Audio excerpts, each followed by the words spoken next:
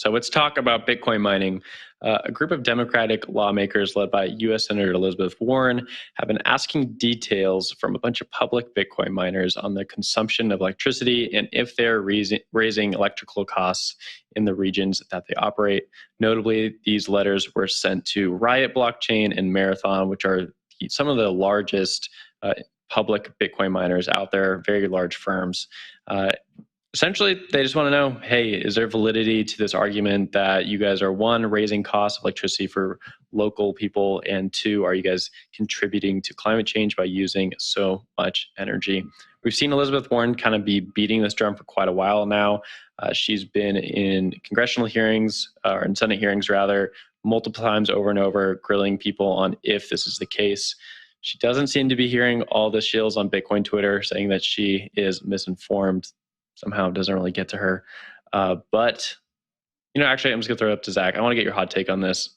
Why does it seem like we can't get any of the information across to some partisan people in the Senate or on Capitol Hill in general? And do you think that there's any validity to her take here and the inquiries that they're giving to these public firms?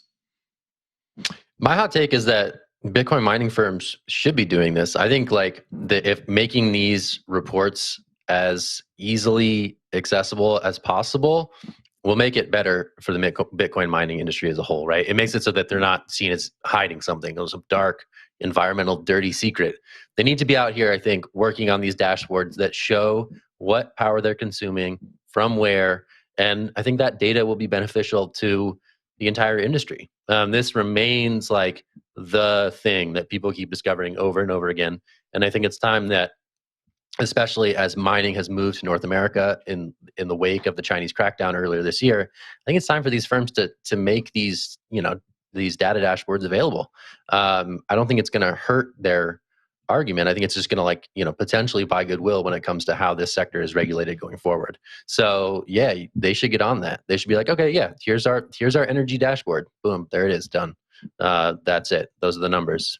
Run with it. I think that's what they should be moving toward, and I think it's something that could be done. We saw Filecoin, which is a blockchain protocol. They rolled out this Filecoin Green dashboard that's open source, could be integrated by blockchain by Bitcoin miners and other firms.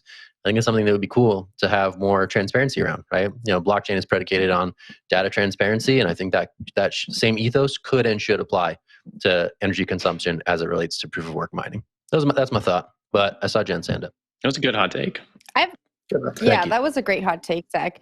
I have a question for Will. Will, you have explained this on the show before, but it's still not completely sinking into my head, and so I feel like maybe the audience also feels that way. So in the article, Stronghold responded in an email saying that they use coal refuse to generate power and mine Bitcoin, which actually helps solve the environmental problem and stabilizes the grid.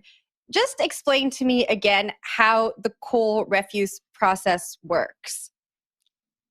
Oh, big question for somebody who doesn't understand it. But I can tell you what I do understand from someone who's explained it to me. Essentially, when we're looking at different types of energy sources, there's tons, right? You have hydro, you have solar, you have coal, you have oil. And coal often, when you burn it for the first time, it leaves a lot of refuse along with it, like old coal that has been burned and it's just kind of sitting there in slag piles. You can re-burn it again using some new technology and not only pull out more energy from that basically used coal already, but then when you do so, you get rid of the slag pile as well, and that kind of destroys all the energy concerned along with it. I'm sure there are some that someone who's a little bit more nuanced and informed on the subject can tell you about, but from my understanding, the way it's been explained to me is you get rid of these giant piles of old coal that's already been burned, and then it's not an eyesore in the environment, and then also you don't have the water runoff problems that are associated with these old coal piles. And I think there's also some greenhouse gas emissions that are cut down by reusing the coal again. So I think around the board, it's been kind of seen as a very beneficial way of using energy, not just for Bitcoin mining, but in general.